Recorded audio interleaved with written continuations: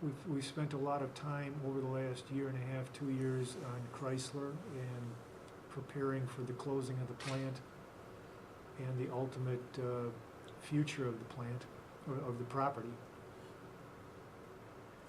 I would expect that within the next few months, the city would probably take ownership of the property, and we'll start to do some demolition and cleanup of the facility. Does that really mean ownership, or do you just, you own it? Or- We'll own it, the city will own it. As we did with the Harbor Park property with the lakefront plant, the city ended up owning the property. That way we control it. Mhm.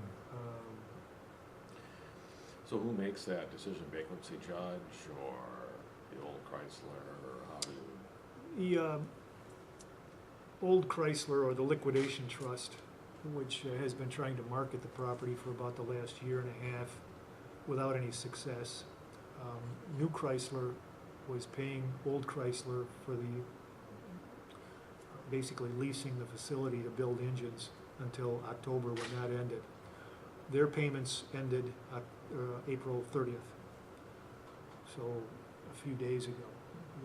The cash flow stopped. So the liquidation trust still has a lot of carrying costs with the facility. We don't think that they're going to continue to try to market it. We don't see any takers out there, given the environmental problems.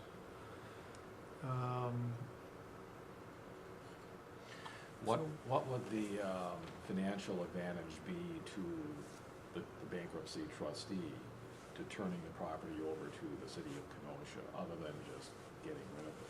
That's it. That's There it. are no buyers. There's no takers for the property. The carrying costs, $500,000 a year, perhaps. That would become the city's responsibility then? The city would need to pick up some of those carrying costs, sure, if it became our property. But we've got enough money through various channels now where we can go in and start doing the demolition and doing the cleanup. And the idea is preserving the newer buildings, of which there are, Chrysler invested $500,000, or $500 million in that property 10 years ago. So there's buildings on there that have industrial value, a lot of industrial value.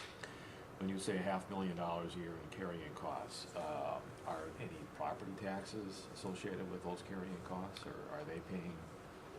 No, we expect the property taxes, well, they're paying their property taxes now, but if the city takes over the property, obviously we wouldn't be Right. paying taxes on it. We would swallow that. But there's systems on there that clean groundwater that are running, that have to be maintained. There's a heating and cooling of the plant, maintaining the viability of the plant. In the bank, we've got something in around $4 or $5 million. Really? $4 or $5 million. This is money from the government? State and federal government, different environmental grants and loans, forgivable loans. We've got a $10 million grant sitting out there that is contingent upon us taking the property. Oh, really? So that gets us up to around $15 million of what we think might be 30 to 50 million that would be needed to get the property into the condition that we would like it to be in. And when do you think the city might take control or ownership? Within months, I would say, but it's in the hands of the liquidation trust to make that decision. Have you The formally? state doesn't want the property, so it'll be left to fall into the hands of the city, I would say. And we've made that known right from the start, that if there are no takers, that we would be certainly more than willing to take the property. So Because it's we want control of the property. It's just up to them when it's available to you. That's right. It's up to the liquidation trust as to when they want to abandon the property. They may think that the industrial market is coming back now, that they feel that they've got a chance to find a buyer out there. but this has been going on for a year and a half, probably the worst economy that any of us remembers. Yeah.